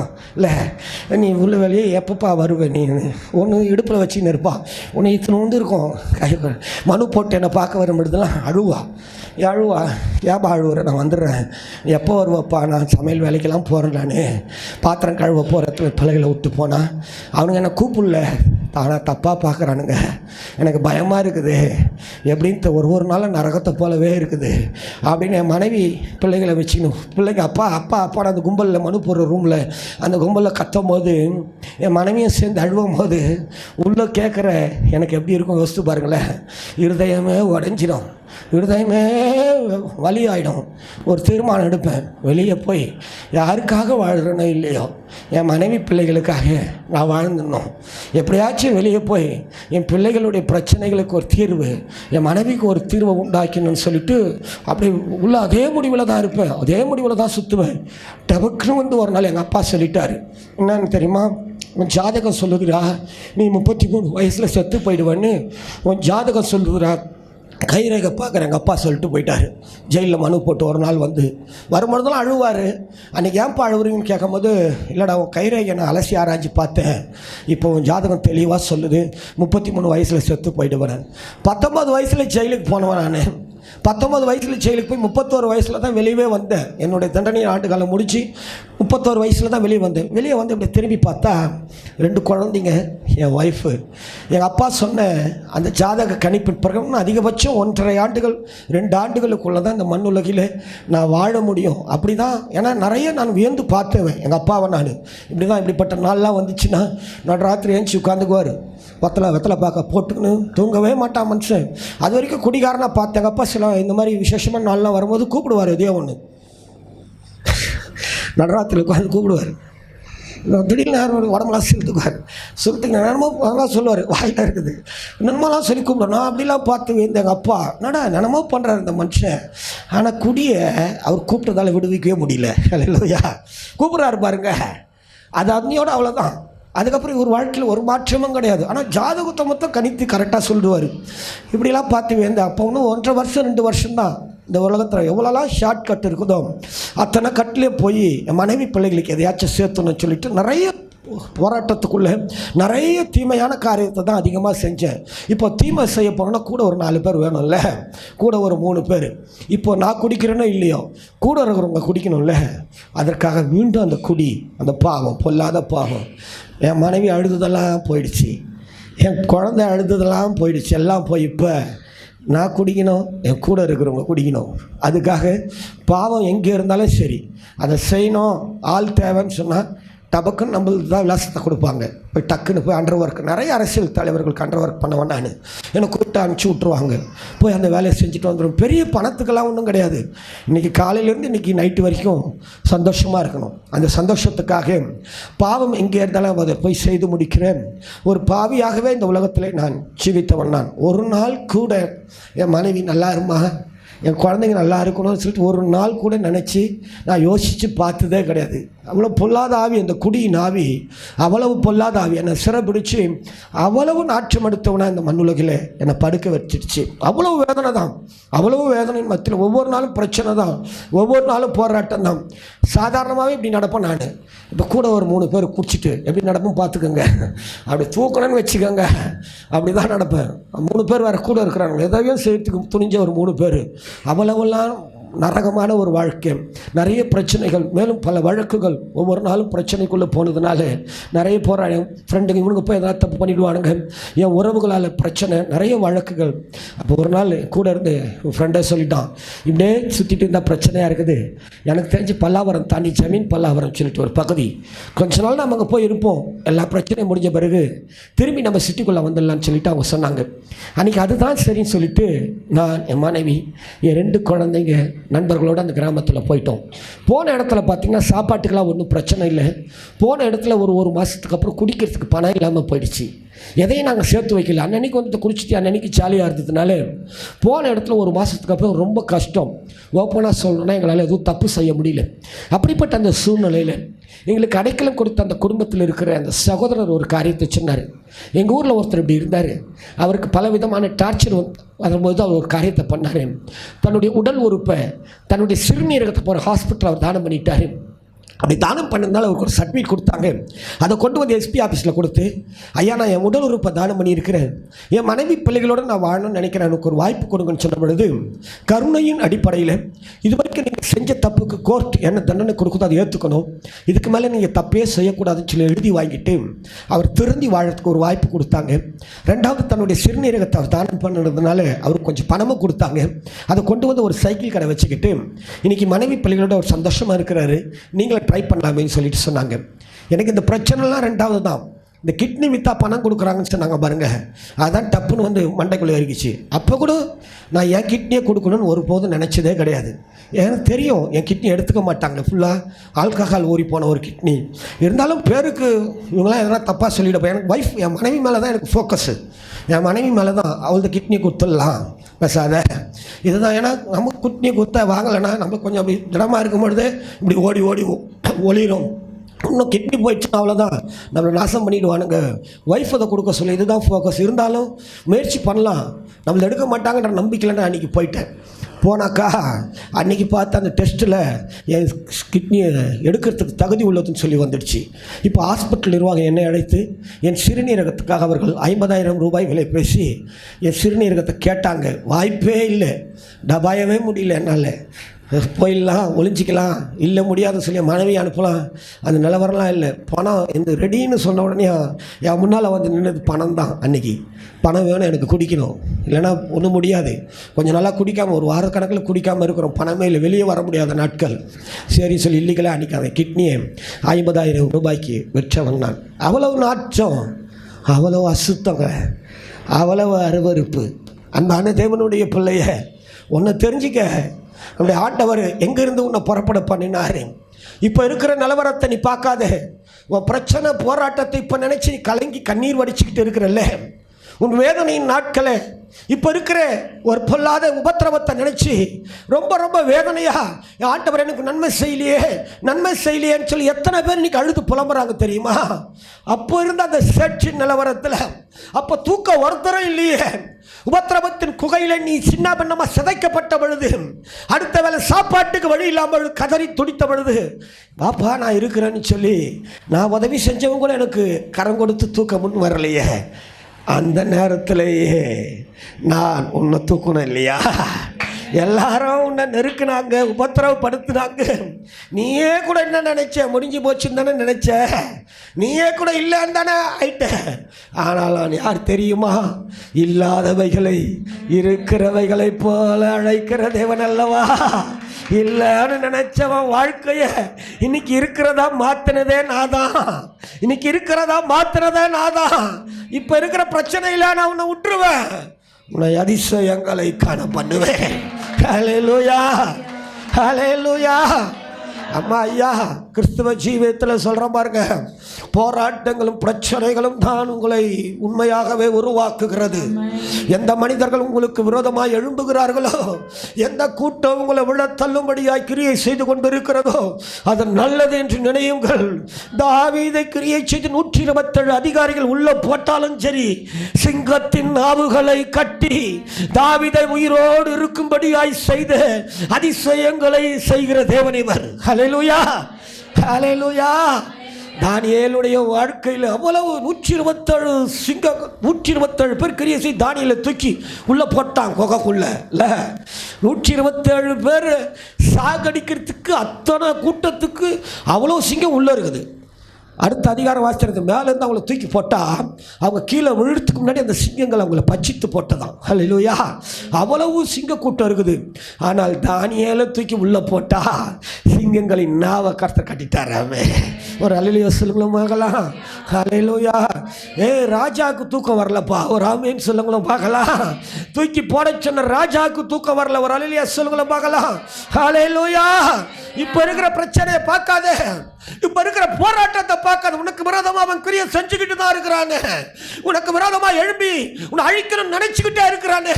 அந்த வல்லம் இன்னைக்கு பில்லி சூனியெல்லாம் சொல்றான், பேய் பிசாசுலாம் சொல்றான். இல்ல எந்த ஆவியா இருந்தாலும் சரி, எப்படிப்பட்ட பில்லி சூனியமா இருந்தாலும் சரி, எந்த பொல்லாத வல்லமையின் போராட்டத்தில் எத்தனை ஆண்டுகளா நீங்கள் அடைக்கப்பட்டு கடந்தாலும் சரி, ஆண்டவர் இயேசுவின் நாமத்தினால சொல்றேன், அந்த நீண்ட கால போராட்டத்தில் இருந்து கர்த்தர் இன்னைக்கு ஒரு தீர்வை உண்டாக்குவாராக. ஹல்லேலூயா. ஹல்லேலூயா. விடுவிக்கிற கர்த்தர் இவர். ஒரு ஆமேன் சொல்லுங்கள பார்க்கலாம், ஒரு ஹல்லேலூயா சொல்லுங்கள பார்க்கலாம். அன்னைக்கு கிட்னி கொடுத்துட்டு நாத்தானு சொல்லி அவ்வளவு அசுத்தானு சொல்லி போட முடிஞ்சு போச்சு நம்ம வாழ்க்கை. இதுக்கு மேலே என்ன வாழ்க்கை இருக்குது, வாடா மச்சான் சொல்லிட்டு 3 பேரோடு சேர்ந்து அந்த 50,000 பணத்தை வச்சு அதிகபட்சம் என் மனைவி பிள்ளைகளுக்கு செலவு பண்ணி இன்னும் அந்த கிராமத்தில் ஒரு 5,000 ரூபாய் ஜாஸ்தி, அவ்வளோதான். இவனுங்களை கூடவே சேர்ந்து குடித்து அவ்வளவு நாற்றமாய் மீண்டுமா அந்த கிராமத்தில் விழுந்து அவங்களே பார்த்து இது அசிங்கம், இதை விட்டா இதுக்கு மேலே நல்லா இருக்காது, பொண்டாட்டி கிட்னி விற்றுரும், குழந்தைங்கள கூட விடாது இதுன்னு சொல்லி அவங்க பேசுறது என் காதில் கேட்டு அன்றைக்கி அந்த வீட்டை விட்டு வெளியே வந்தவன் நான். ஹல்லேலூயா. ஒருத்தராலும் திருத்த முடியலையே. போதும், இருக்கிற கண்ட சுகம், இன்றைக்கி இருக்கிற சுகம் இருந்தால் போதும், இப்போ நான் அனுபவிக்கிறதுக்கு கிடைச்ச இன்பம் இருந்தால் போதும், இதுதான் என் வாழ்க்கையாகவே மாறிப்போச்சு. இப்படி தான் வாழ்ந்த என்னுடைய வாழ்க்கையில் அன்றைக்கி என் கூட இருக்கிறவங்க போன பிறகு சரீரத்தில் பலவீனம் வந்த பிறகு தான் தெரியுது, நடக்க முடியல. இப்போலாம் சின்னதாக பண்ணுறாங்க. அப்போ எனக்கு இதுலேருந்து இது யாரும் பார்க்கணுன்னா முடித்த பிறகு பின்னால் எங்கேருந்து இது வரைக்கும் இப்படி சாட்சி தான் நடப்பேன், வெயிட்டே தூக்கக்கூடாதுன்னு சொல்லிட்டாங்க. இப்படி தான் இப்படி தான் நடந்து வருவேன், இப்படி தான் நடப்பேன், இப்படி தான் நடப்பேன். அவ்வளோ வலியாக இருக்கும், இப்படி தான் நடந்து வருவேன். பலவீனப்பட்ட பிறகு கூட இருக்கிறது வேஸ்ட்டுன்னு சொல்லி நேற்று வரைக்கும் டேஸ்ட்டாக இருந்த அவங்களுக்குலாம் நான் வேஸ்ட்டாக போய் என்னை நடுத்தருவில் விட்டுட்டு போயிட்டானுங்க. இப்போ நான், என் மனைவி, என்னுடைய 2 பெண் குழந்தைகள் எங்கே போகிறதுன்னு தெரியல. எவ்வளோ நாற்று, எவ்வளோ அசுத்தம், எவ்வளோ அருவறுப்பை நான் சகித்தாலும் என்னை விட்டு போகாதபடி என் கூடவே இருந்த என் மனைவிக்காக நான் ஆண்டவரை ஸ்தோத்திரிக்கிறேன். ஹல்லேலூயா. அவள் சொல்லுவா, அவ்வளோ வேணா அனுபவிச்சுட்டு வெளியில் வந்த பிறகு எத்தனையோ முறை குடிச்சிட்டு அவளை போட்டு அடிச்சிருக்கிறேன், நிறைய முறை அடிச்சிருக்கிறேன், நிறைய முறை அப்படியே ரத்தம் ஊற்றும். அவங்க அம்மா வந்து நின்று கத்துவாங்க.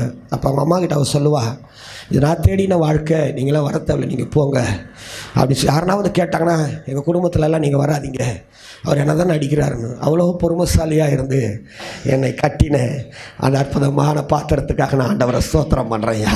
ஹல்லேலூயா. அம்மா ஐயா, ஒரே ஒரு வாழ்க்கை தான். உன் கணவரோ உன் பிள்ளைகளோ மாறமாட்டாங்கலாம் நினச்சிடாதீங்க. நீ தேடி வந்த இந்த தேவன் அதிசயங்களை காண பண்ணுகிற தேவன் அவர். ஹல்லேலூயா. ஒரு பிரச்சனை இருக்குது பற்றியா உன் கணவருடைய வாழ்க்கையில், உன் பிள்ளைகளுடைய வாழ்க்கையில் போராட்டம் சொல்லி கலங்கி போய் தானே இருக்கிற. எல்லாத்துக்கும் ஒரு தீர்வு இன்றைக்கி ஒரு ஆமேன்னு சொல்லுங்களும் பார்க்கலாம்.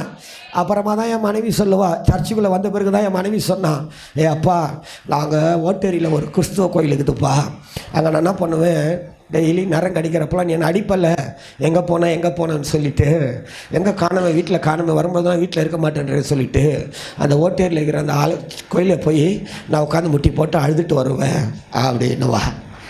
அம்மா, நீ அழுதா வேடிக்கை பார்க்குற உலகம் இது, நீ அழுதா இன்னும் அழணும்னு நினைக்கிற உறவுகள், இதன் மத்தியில் நீ அழுதினா உன் கண்ணீரை துருத்தியில் வைக்கிற கர்த்தர் இவர். ஹல்லேலூயா. விட்டுருவாரா? உன் கணவரை விட்டுருவாரா? உன் பிள்ளைகளை விட்டுருவாரா? நம்பு. நீண்டகால உன் போராட்டத்துக்கு இன்னைக்கு தீர்வுகளை உண்டாக்கி உன் வாழ்க்கையில் அதிசயங்களை காண பண்ணுகிற கர்த்தர் இவர். ஹல்லேலூயா. ஆமாம் பாஸ்டர், என் வாழ்க்கையில் ஒரு அதிசயம் நடக்கணும் பாஸ்டர், என் குடும்பத்தில் அதிசயம் நடக்கணும் பாஸ்டர், என் பொருளாதாரத்தில், என் வேலையில், இருக்கிற பிரச்சனை போராட்டத்தின் மத்தியில் என் தலையை உயர்த்தி கர்த்தர் ஒரு அதிசயத்தை செய்யணும் பாஸ்டர். இன்றைக்கி நான் நம்பி இந்த ஆண்டவருக்கு என்னை ஒப்பு கொடுக்க விரும்புகிறேன்னு மாத்திரம் முடிஞ்சா கண்களை மூடி, இல்லைனா முழங்கால் படிட்டு ஒரே ஒரு நிமிஷம் மாத்திரம் எல்லாரும் தலையை குனிஞ்சி அப்படியே வாயை திறந்து கர்த்தரை ஸ்தோத்திரம் பண்ணுங்க பார்க்கலாம்.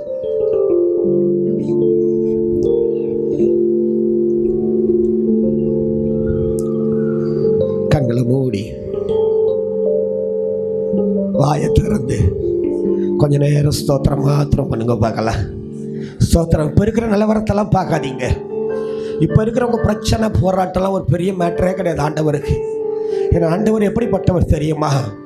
உன்னை நிந்தித்து தள்ளி உன்னை புறமுதுகிட்டு ஓட பண்ணி உன் கால்கள் சரிக்கின பொழுது விழுந்துட்டான்னு நினைச்சு உன்னை ஏளனப்படுத்தின அந்நாட்களிலேயே அவர் அதிசயங்களை காண பண்ணும்படியாய் உன்னை உள்ளே கொண்டு வந்து சேர்த்த தேவன் அவர்.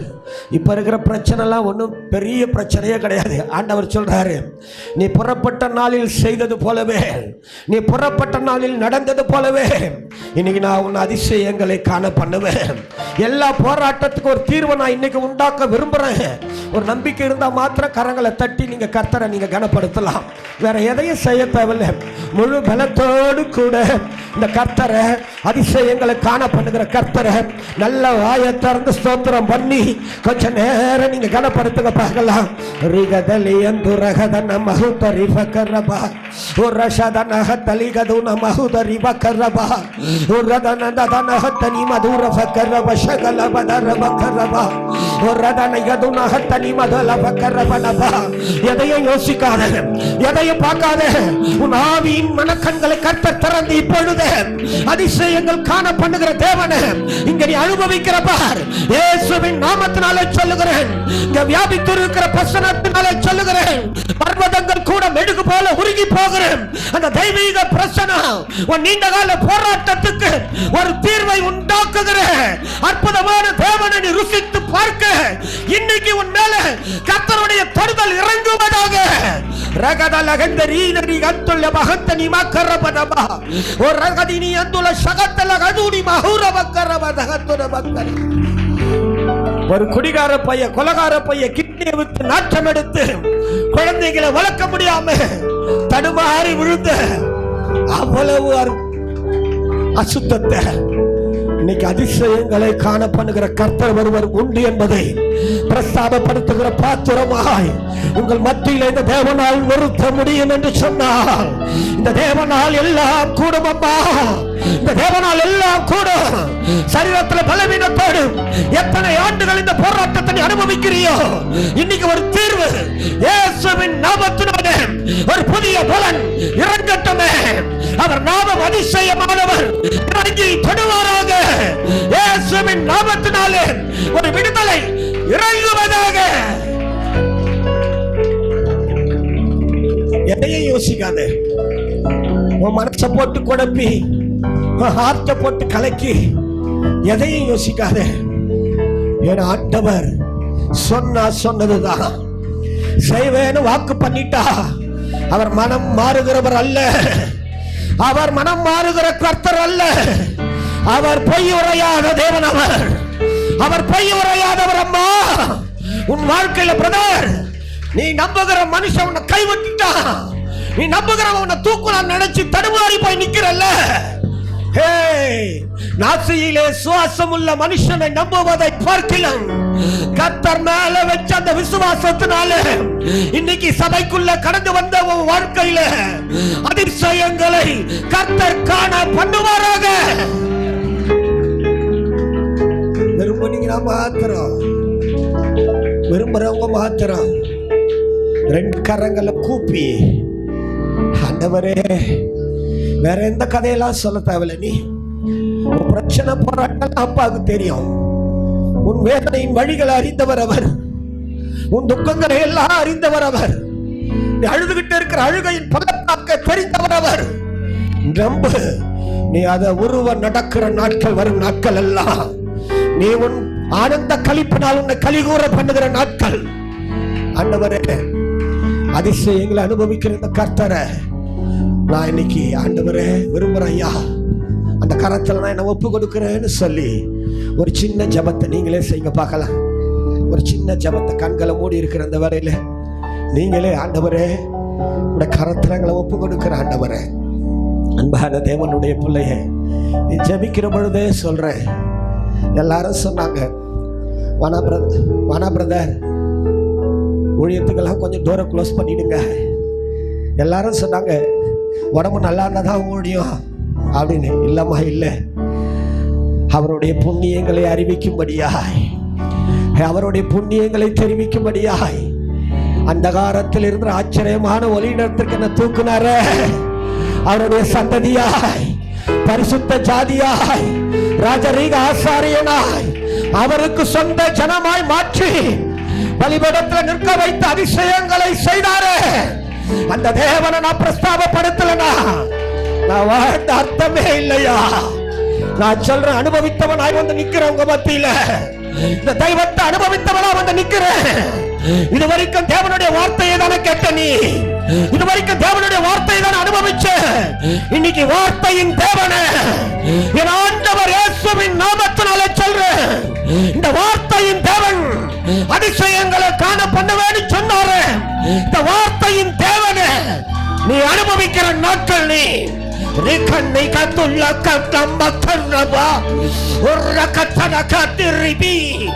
சத்ருவின் முனை மழுங்கீழ் விழுவதாக உங்களுக்கு விரோதமாய் எழும்பின அத்தனை வல்லமைகளும் இன்னைக்கு வேரோடு பிடுங்கி எறியப்படுவதாக. கர்த்தருடைய ஆளுகைக்குள்ள பரிபூரணமாய் உங்களை ஒப்பு கொடுக்கிறேன். அதிசயங்களை கர்த்தர் காண பண்ணுவாராக, இயேசுவின் நாமத்தினால். ஆமென்.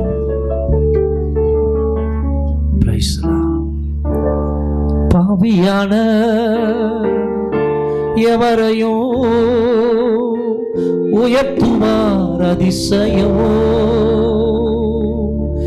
ஏழை உன் மீதும் நேசக்கரம் நீட்டுவார் அதிசயம். சொல்லலாமா? ஏழையன் மீதும் நேசக்கரம் நீட்டினார் அதிசயம்.